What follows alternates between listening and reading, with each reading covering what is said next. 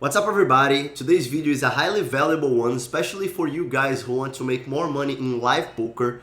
This video was available only for my students and also for the members of the channel, but now I'm gonna make it available to you. By the way, if you want to become a member of the channel, you just have to follow the instructions. Probably the link is in the description, so you can become a member and you will have access to many other videos like this one, like my ebook, The Profitable Poker Players, 6 Principles for Success in Poker, and other ones. So I highly recommend you to consider becoming a member, and I highly recommend you to have a note in your hand right now, because this video will give you a lot of information that you can use next time you decide to play poker. So enough of talking and let's go to the video.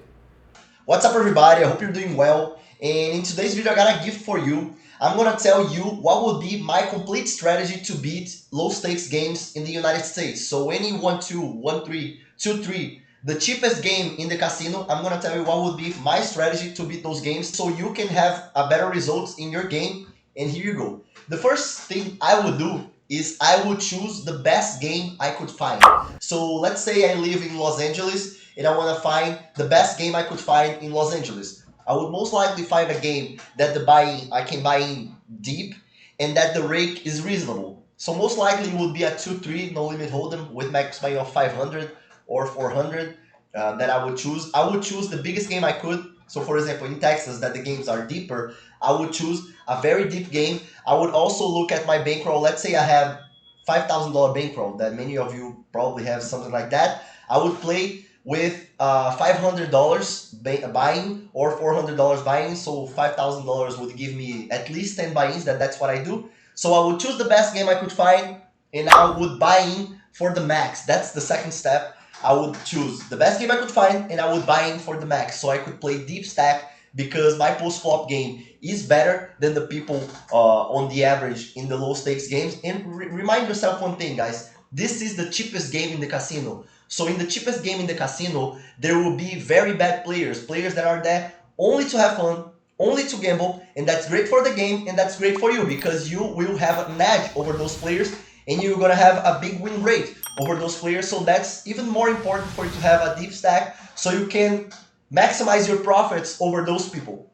So the third thing I would do, I would play tight aggressive pre-flop and I would prioritize hands that I have robust equity. And to explain robust equity, you gotta understand that there are some hands in your range that remain strong even when the pot has 1,000 big blinds and goes to the river, like a nut flush draw, like a king high flush draw, like a queen high flush draw, like a set, while ace king offsuit, for example, is a great hand, but it doesn't carry so much robust equity because on future streets, if you still have your top pair when you're in a 500 big blind pot, 800 big blind pot, in a big pot, top pair is usually not going to be enough. So what I mean by prioritizing hands with robust equity is this. This is supposed to be my range from the under the gun with 100 big blinds open raise. But what I could do here is, instead of not open raising this ace-3 suited, ace-2 suited, that when I have the flush, I'm going to have the nut flush, I could, instead of folding those hands and open raising some of those hands right here, 7-6 suited, 70.5% of the time, I would simply not raise those hands because I'm playing 200 big blinds deep, I'm playing really deep, and I would prioritize hands with robust equity, like ace-3 suited, even the ace-2 suited. All the pocket 8s I would open raise, pocket 7 I would open raise, pocket 6s I would open raise. Remember, you guys, this is the under the gun range in a 9-handed table, so you're supposed to be tight. But if you're gonna choose hands to open raise, prioritize hands with robust equity. That's under my strategy that I would have at the low stakes. And why would I do that? Is because when I find myself in a cooler, in a big cooler, that would happen, because I'm prioritizing hands with robust equity into my range, most of the time I get into a cooler, I'm going to be in the good side of the cooler. So while a bunch of players are just flat calling their 8-5 suited, 8-6 suited, 8-7 suited, they are playing with a bunch of hands that doesn't have so much robust equity and they are playing deep, I would do the opposite. I would be strategic on what hands I would choose to have in my range so I can make a lot of profit into coolers sometimes when they happen, and I would be the one that would be in the right side of the cooler, the winning side.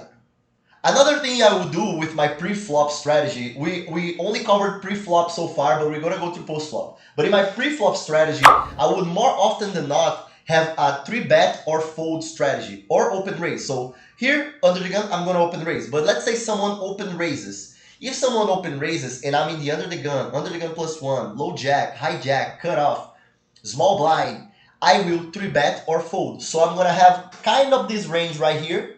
Always remembering, prioritizing robust equity, so you wouldn't see me 3-betting 8-7 suited from the under the gun +1. Why? Because the robust equity from 8-7 suited is not so robust as the ace-3 suited. So what I'm gonna do is I'm gonna 3-bet more often the ace-3 suited, ace-4 suited, ace-5 suited, even the 9s, 8s, 7s, 6s, and I'm not gonna use those hands right here because they don't have so much robust equity. But I would have a 3-bet or fold strategy, and that's pretty much what GTO advises. GTO plays really tight aggressive preflop, and it's tight and really aggressive. So you can see here that GTO only 3-bets or fold, which is interesting and is something that I do in the table.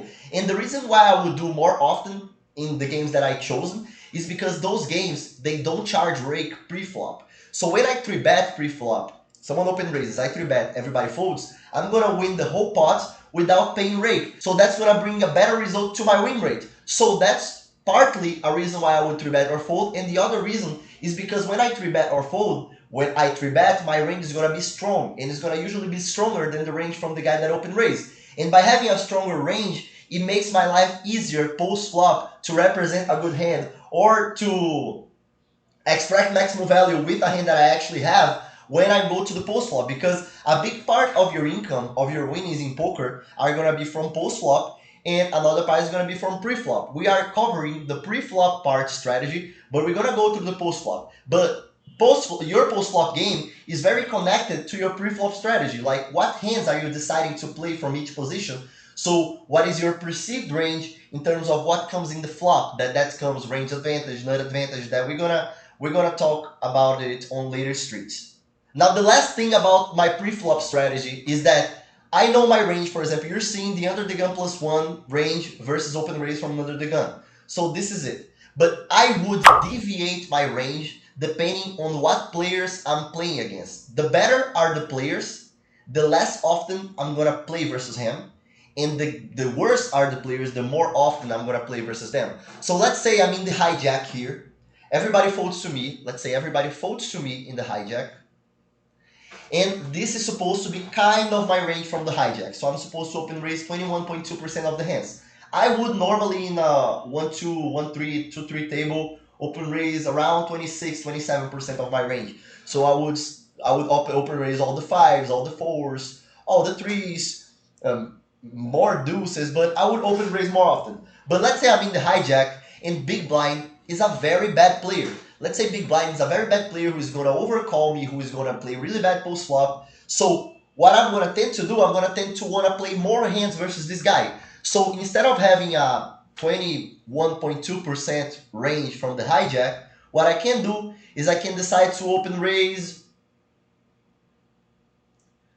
35% of my range. So I'm going to open raise queen 7 suited, queen 6 suited. I'm going to open raise ace 8 suited, ace 5 offsuit. I'm going to open raise all the pocket pairs. But why am I doing that? I'm deviating my pre-flop range to the players I'm playing against and to the tendencies of what can happen. So that's what I would do. I would have my pre-flop range. I would know very well my pre-flop ranges. I would be very strategic about what hands I want to have in those ranges. But I'm going to deviate depending on what the table presents. Because sometimes the table is going to be really soft. It's going to have a lot of bad players on it. And what I'm going to do is I'm going to try to maximize my profits over those targets, over those bad players. So that's why I would have a very solid knowledge about my pre-flop ranges, but I would know how to deviate to exploit those guys. Now coming to post-flop now.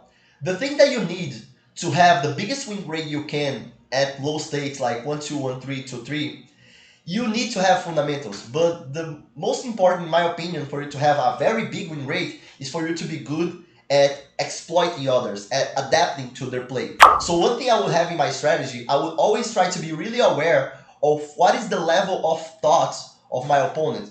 Because if I'm thinking about range advantage, nut advantage, and how many bluffs do I have to have here, while the other guy is just looking at his cards and folding when he doesn't have nothing, and calling when he has something, I'm just using the wrong strategy versus that guy because he's playing face up. He's folding when he doesn't have it, and he's calling when he has it. So what I should do versus this guy is actually, if I have a good hand, I gotta ask myself, does this guy has a good hand and he's gonna call me? Yes. So I'm gonna bet here. How much I'm gonna bet? I'm gonna bet as much as I can bet to extract the most from him because I'm most likely winning. While if I have a bluff and I say the same thing, this guy is most likely gonna call, I'm gonna have to under bluff. I'm not gonna have to bluff versus this guy because I think he's gonna call. So that's me adapting to his game and being aware of what is the level of thought of this guy so I can maximize my profits. For you to have the biggest win rate you can at low stakes, which is the lowest stakes in the casino, you gotta be very good at exploiting people. And that was under my strategy, and that would still be under my strategy. I wouldn't be the GTO guy playing 1-2, 1-3, 2-3 because those guys are not thinking exactly about balancing the range or whatever. They are impatient. They are trying to have fun. They are trying to bluff the good player. They are trying whatever they are trying. And my goal is to perceive what they are doing, understand that, and be able to adapt to it so I can exploit. And another thing you need to understand is the better you are at post-flop, the more you can play your hands pre-flop. So the better you are, the biggest is your edge post-flop, the more hands you should have in your range from the under the gun, or from the under the gun +1, or from the under the gun +2. Like if you're a bad player post-flop, or if you don't trust so much your game post-flop, what you should do is stick to what you should be playing pre-flop, and just by doing that, you're gonna make profit little by little post-flop as well because your hand selection pre-flop already gives you an edge versus the other players that are playing with a bunch of crap. But if you get to the level that you understand range advantage, that you understand nut advantage, that you know how to bluff, that you know how to put pressure, that you know how to extract value, that you know how to fold, when to fold, when you become very good at your post-flop game, you can play more hands pre-flop because your edge allows you to do that. So another thing I would have in my strategy is always be studying, always wanted to go up in stakes. I already did, like in the beginning of this channel, we played 1-2, 1-3. We played those games. Nowadays we're playing higher, and that's natural, but that's step by step. You shouldn't be in a hurry to go up in stakes. Beat your stakes first. If you make more than 10 big blinds an hour in those low stakes, you are crushing. There are players that are making more than that. I was a player that made more than 20 big blinds an hour, and that happened because I was really paying attention to what I was doing. You know, I was really trying to be patient. I was really trying to make the best decision I could at every spot. If I had to fold a hand pre-flop, I would do that. I wouldn't be, I'm impatient, I'm bored here, I'm gonna play. No, I was trying to do my best, and I did my best in every street of the game, and that's why I did that. And if you are able to do that, you're gonna be able to make 15 big blinds an hour, 20 big blinds an hour. More than that is gonna be hard, especially if you choose a game that the rake structure is kind of heavy, but that goes in the first part. You gotta choose the game you want to play. You gotta choose the best game you want to play. So if you are from Texas, for example, there is a bunch of 1-3 games that are really deep. So you can, for example, choose a 1-3 game that you're gonna buy in for 1,000, but it's 1-3 the game. So you have 300 big blinds. So what you're gonna do here, that you, with 100 big blinds, you open raise this range. With 300 big blinds, you can open raise more often the 8s, the 7s, the ace-3 suited, and that goes to the low jack, to the other ranges as well. In case you have any questions, feel free to leave it down below that I'm happy to respond. I do my best to respond those questions. This is going to be the end of this video. I hope you guys enjoyed it. If you did, don't forget to hit the like and subscribe to this channel. The mission of this channel is helping you become a better poker player, and see you next time.